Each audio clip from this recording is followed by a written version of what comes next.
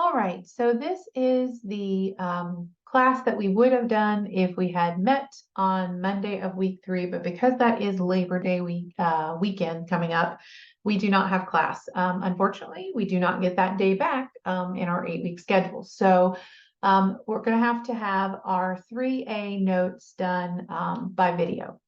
I will be able to answer some questions on Wednesday's class if you have anything that didn't make sense. But you are responsible, obviously, for watching this video and then writing down anything you want to ask me. So the pre-video for this session already kind of talked about some of this, so we're going to just jump right in. Interpreting slope, recall from the video assignment that a slope of a line is a measure of the steepness of the line. We sometimes call it the rise of a run. It's also the rate of change.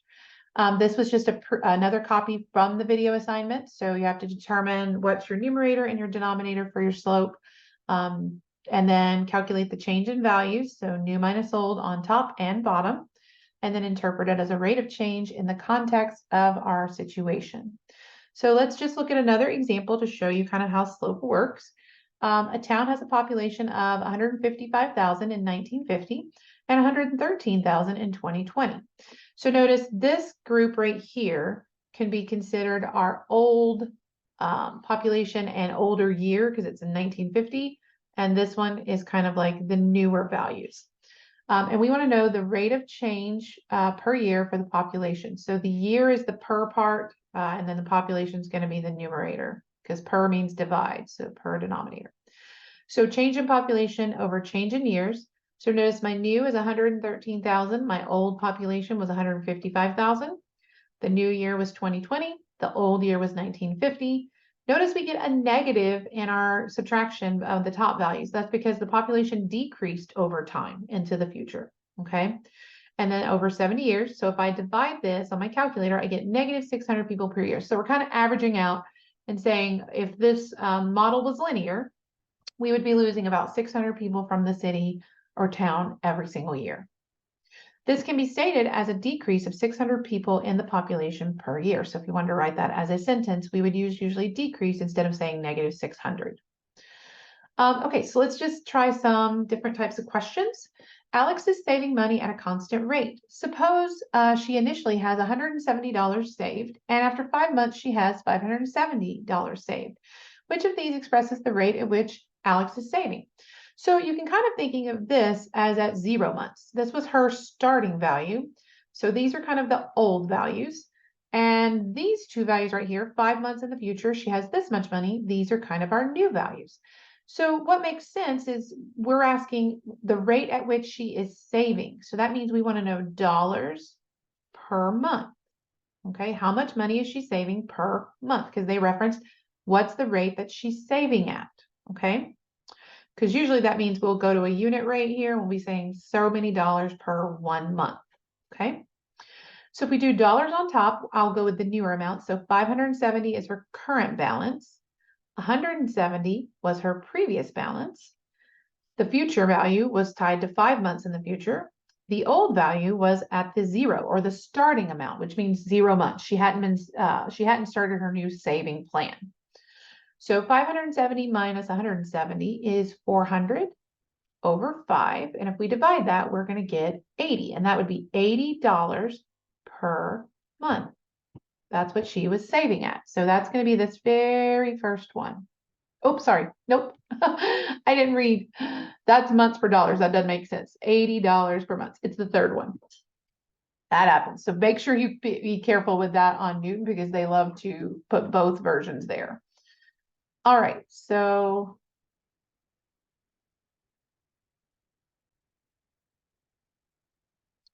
okay, so let's look at my second one.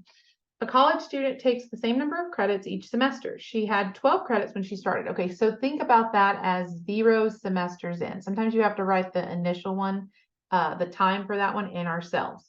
So at the beginning, 0 semesters, she already had 12 credits. So maybe earn some dual credit, okay? After 6 semesters, she had 96. So this is going to be the new values. Express the rate at which we were earning credits per semester. So we're going to be putting credits on top and semesters on the bottom. So new amount was now we have 96 credits. We originally had 12. That 96 credits was tied to 6 semesters in the future, and the 12 credits was an initial or starting amount. So that was at 0 semesters at the campus. So 96 minus 12 is 84. 6 minus 0 is 6. So we want to go ahead and divide this. So divided by 6 is going to be roughly she was earning 14 credits per semester. Okay. Let's look at number 3. Suppose that the average annual income in dollars for the year 1980 through 1989 is given by the linear function y equals 1050x plus 21,200, where x is the number of years after 1980. Identify the slope in this problem. So m, remember, is always, if you have your y equals mx plus b, it's always next to the x value. So the m is 1050. And what does that x represent? Well, the x was the number of years, they told us this, since 1980. Now use it in a sentence to interpret the slope. From 1980 to 1989, because that's what they told us this value was good for, the average annual income increases, since our slope is positive, by about $1,050 per year. Okay. Newton will have the following multiple choice answers to a problem similar to this above. Which one is correct? So notice they write in the 10-year period from 1980 to 1989, average annual income increased by a total of 1,050. That means for the whole 10 years, we only saw an increase of 1,050. This says each year in the decade, average annual income increased by 1,050. So this one's correct because remember, this is a per year increase, not a whole 10-year increase. Okay, so the way this one's worded, it makes it seem like they only increase the income one big time by 1,050. But this is saying each year we increase by 1,050. All right, the population of a certain town is growing at a constant rate. Suppose the population is 1,000 or 15,000 initially, and after 5 years, the population is 25,000. So initially would be at 0 years, because we always measure our time from a 0 standpoint. So this is our old, this is our new, and we're going to be doing population increasing. So we're going to be doing population change over the year change, okay? Because they're asking the rate at which the population is increasing. That's our numerator then.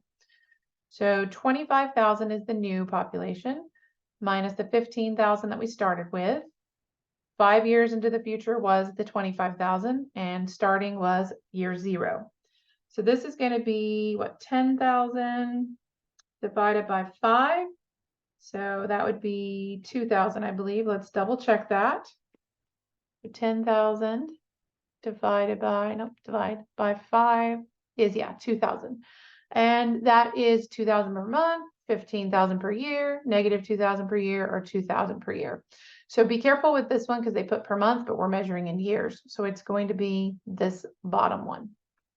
And it's not negative because our population increased. And notice we would have had a negative over here if we subtracted the opposite way, if we'd been going from a population of 15,000 to 25,000. All right, that gets us into section 3A.2. I didn't do anything on this section on the pre-video, and I am sorry, I don't know why the image is so foggy and messed up on this one.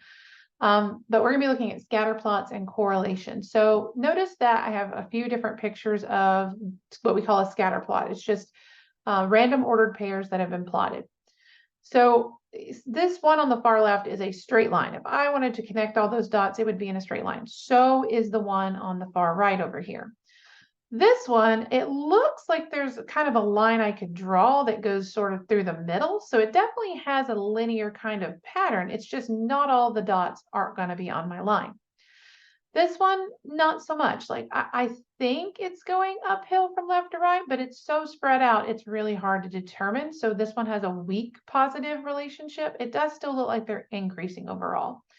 This one is random all over the place. It doesn't really look like it's increasing or decreasing. I could think of it either way. So that would be like no linear trend. Here's one that we see it's decreasing, but it's really spread out, decreasing, but sort of closer together. And then, like I said, the perfect relationship where I could just draw the straight line. So we're not going to be, there's actually a whole thing in statistics where you learn how to calculate R. We're not going to be calculating it in this class. We're just going to be interpreting some scatter plots based on their pictures. So if you have a linear positive trend, it could either be strong, which means perfect. That means that R value would be 1. It could be like 0.8 to 0.9 something. That would be moderately positive. So pretty close to being strong, but not quite. We have a little bit too much deviation. If you have a weak positive, notice it's much more spread out and you kind of have a hard time seeing the trend. That would relate to about an R value of 0.3. 0 is an R value where you have no real linear trend at all. Negative 0.3, if your R value is negative, notice it's a negative downward line, but that's also still weak.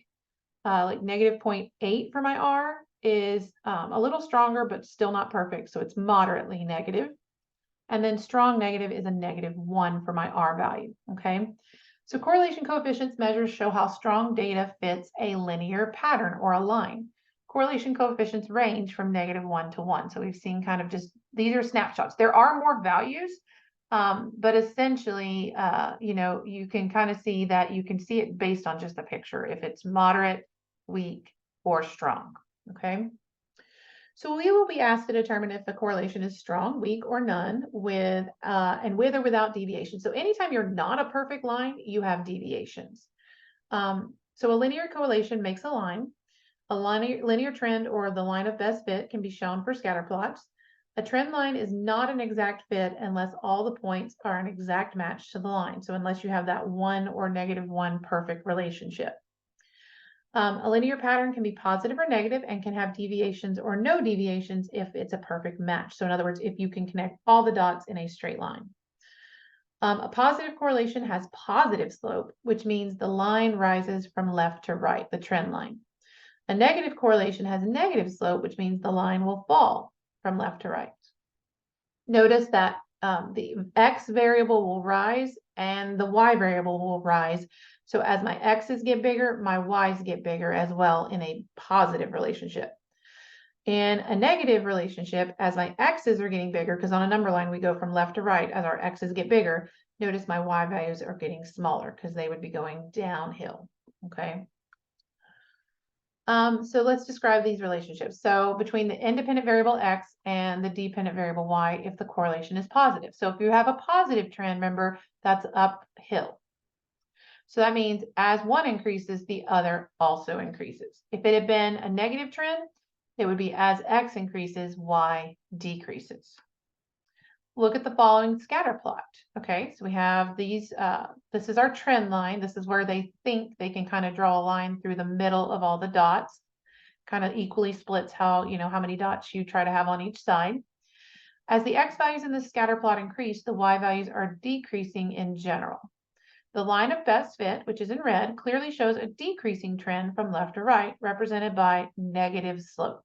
Okay, this shows a negative pattern. There are points noted with arrows that deviate pretty far from that negative linear pattern. These are much further away from the lines than the rest of them. So this is definitely a weaker pattern instead of a strong one.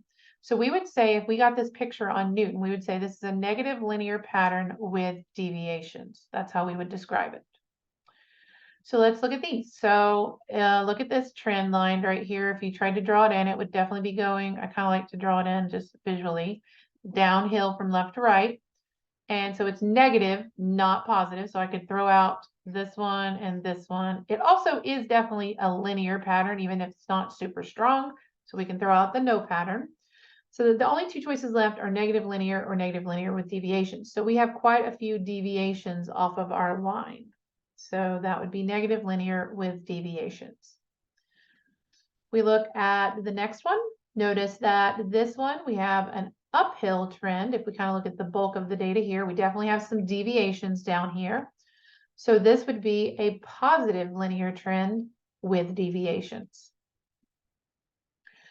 And then here's another example you might see in this section.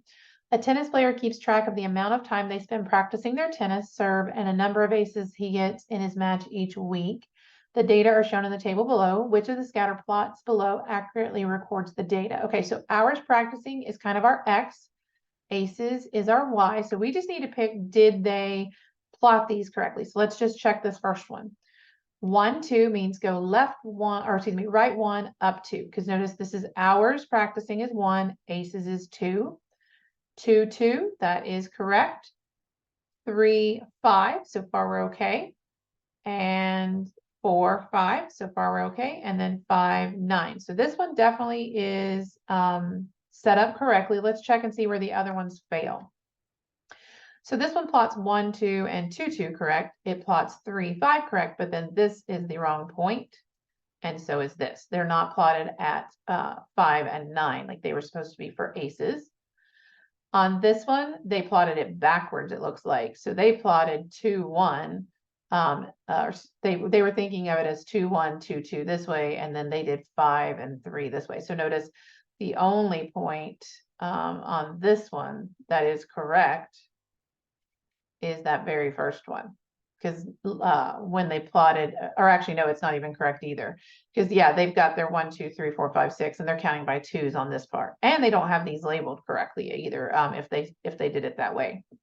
So none of those points are correct for this being our X and this being our Y.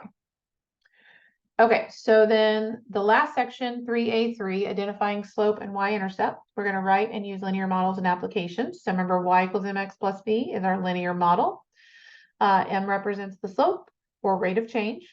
B represents your starting amount or your y-intercept if you were graphing it. And remember, x and y are the variables of the model.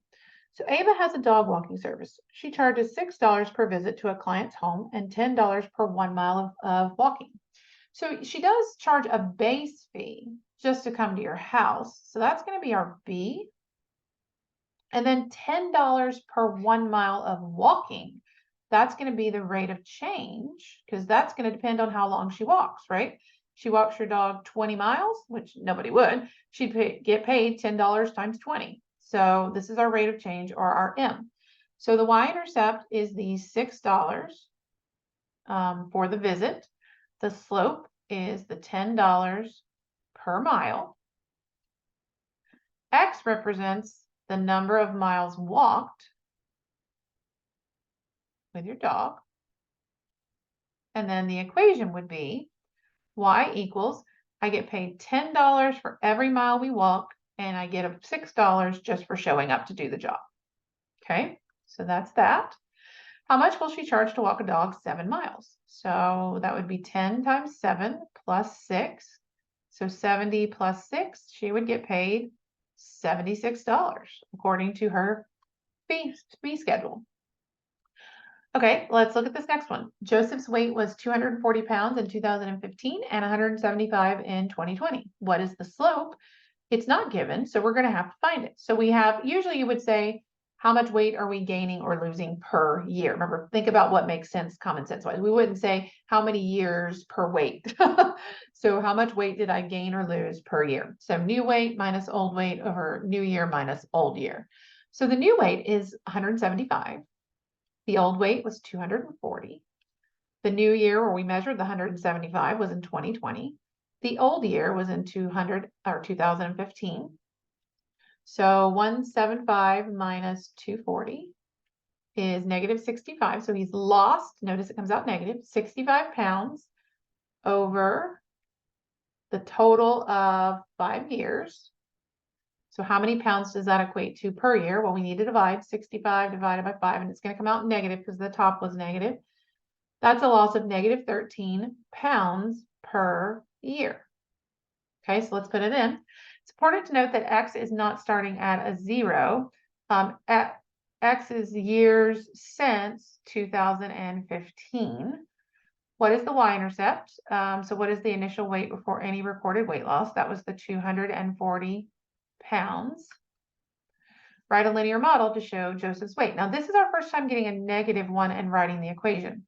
So you actually include that negative part of your slope in the formula because if you put it as a positive 13, he's going to be gaining weight, and that will not correctly model what Joseph had happening to him. Okay, so it's losing 13 pounds per year and he initially started with a weight of 240. Use your model to answer the following question. If Joseph's lost weight in the linear way, predict his weight in 2017. Notice that you can't plug 2017 into this formula. That would be, he would not exist anymore. So let me just show you that. You plug in negative 13 times 2017. If you plug in the actual year, he's going to not even exist. He would weigh negative like 25,000 something pounds. Okay, so that doesn't make sense. That's why we said we're going to let X be the number of years since he started his diet.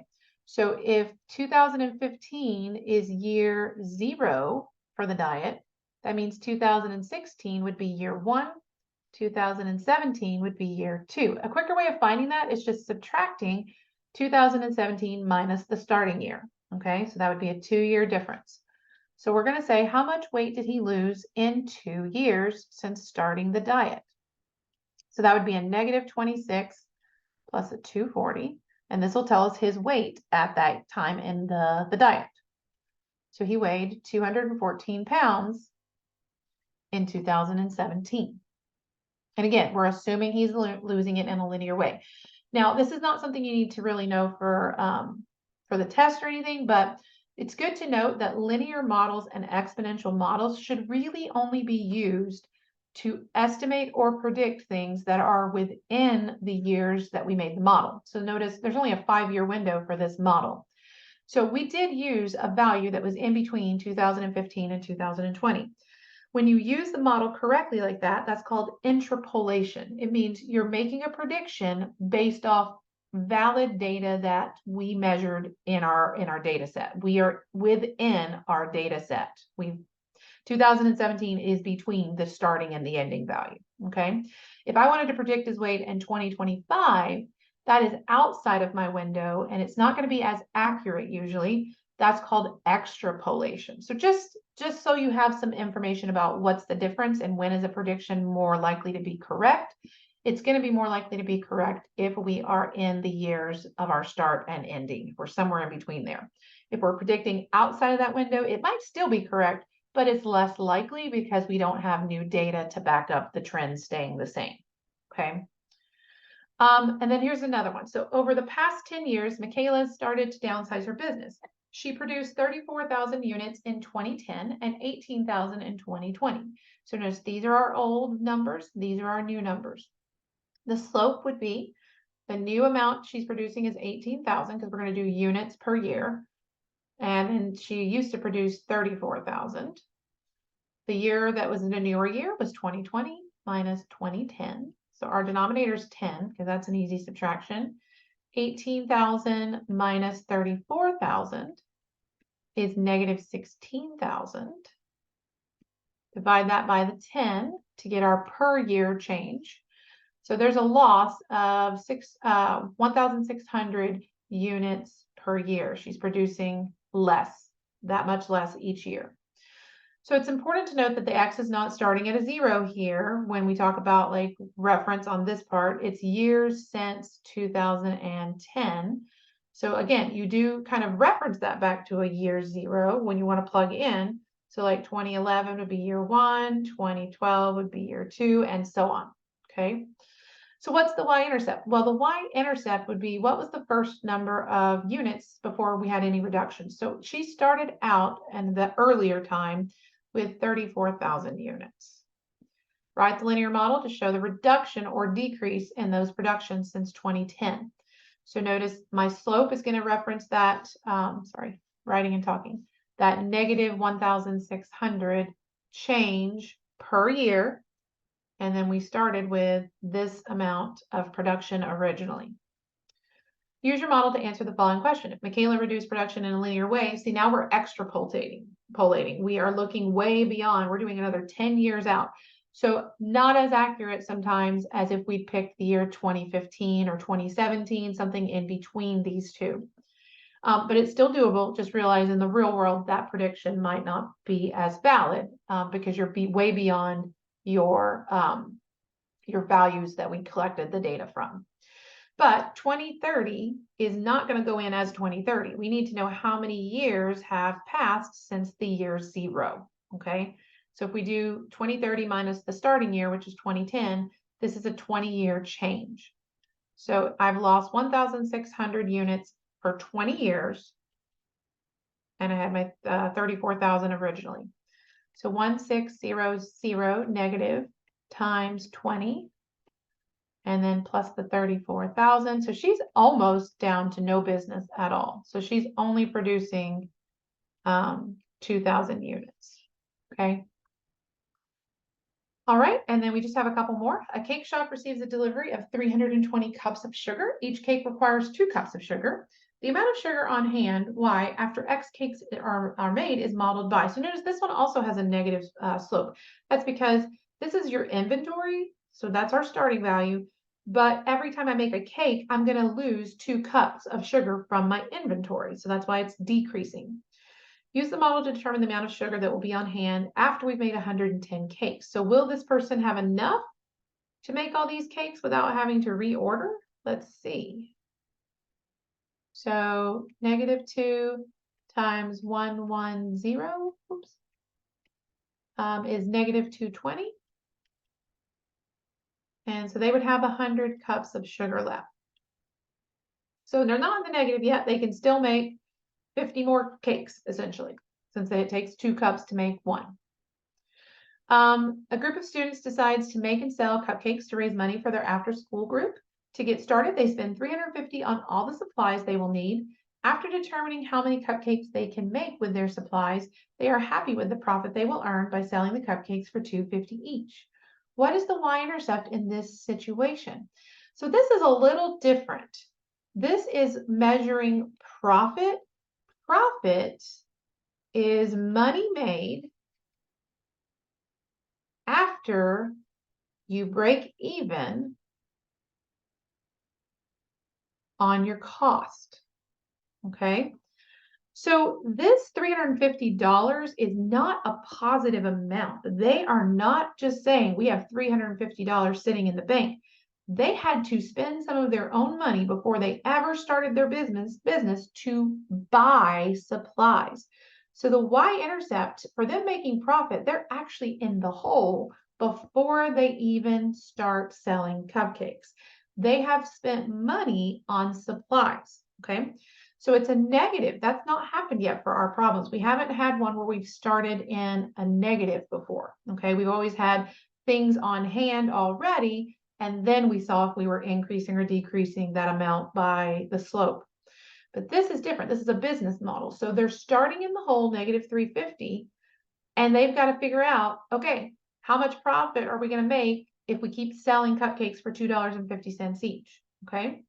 So we're not writing the actual model here, but this would be y equals 250x, because that's money they're going to be making minus the 350. So you'd have to try to figure out, maybe guess and check, how many cupcakes would they have to make to even break even or to get a profit, to get a positive outcome.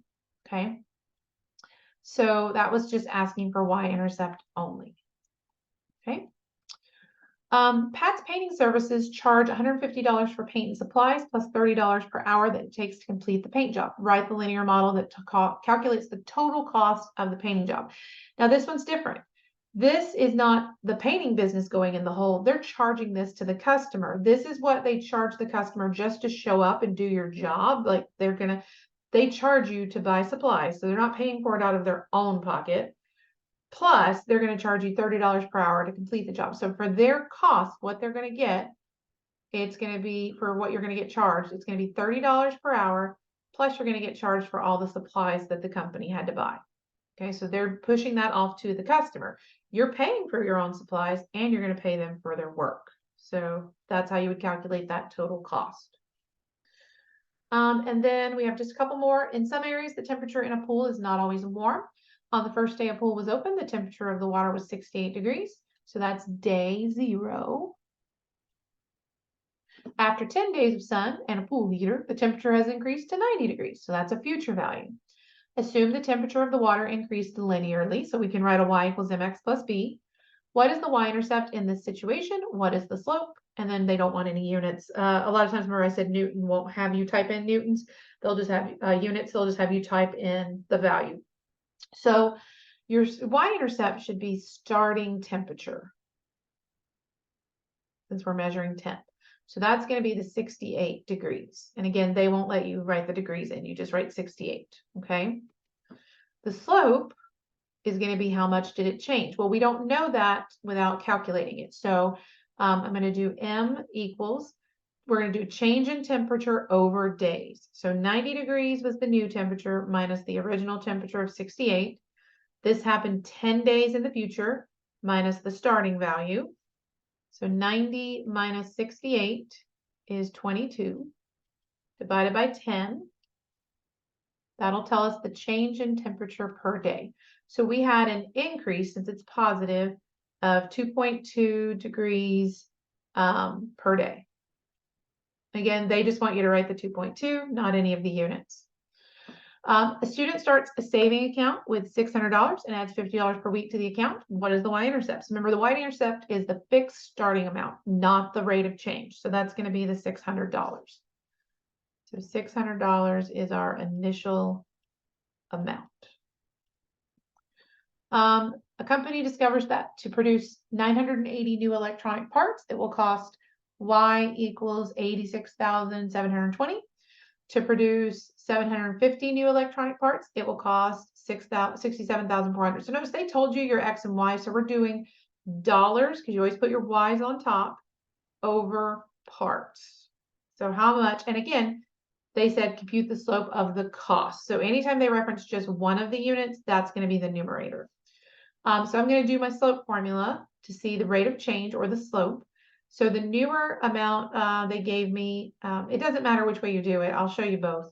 If the second amount they gave me was the 67,400, if I subtract the 86,720 from that, I'll get a negative on top, but that's okay, because this 67,400 went with 750. That's what I meant by you have to make sure you're consistent. And then the bigger value went with the 980. So what you're going to see on this is we're going to get a negative on both top and bottom if we set it up this way, minus 86,720. So that's negative 19,320 divided by 750 minus 980, which is negative 230. So notice I have a negative over a negative. When we divide negative over negative, we get a positive. And 230. So this is 84, and that would be dollars per item, but it's not decreasing. So notice this is going to throw you off, because you'll see that first, but you need to look at the beginning. This came out as a positive slope overall, so that's increasing. So we need this choice right below it. Costs are increasing at a rate of $84 per item. Now, I want to show you that I could have started with the bigger number on top. That's fine. It's just when you do your denominator, you have to make sure you start with the X value that went with 86,000, which was the 980 minus the 750. You'll get the same two values on top and bottom, but they're both going to be positive this time. So they're still going to divide to positive 84. So it doesn't matter which order you do the subtraction, as long as you're consistently starting with a pairing that matches together. So notice the 67,400 and 750 they went together. They were a piece of information together. So notice no matter which way I did my fraction, they were in the same position on the top and bottom. Okay. All right. I hope that helps. And I'll see everybody on Wednesday. So enjoy your Labor Day weekend.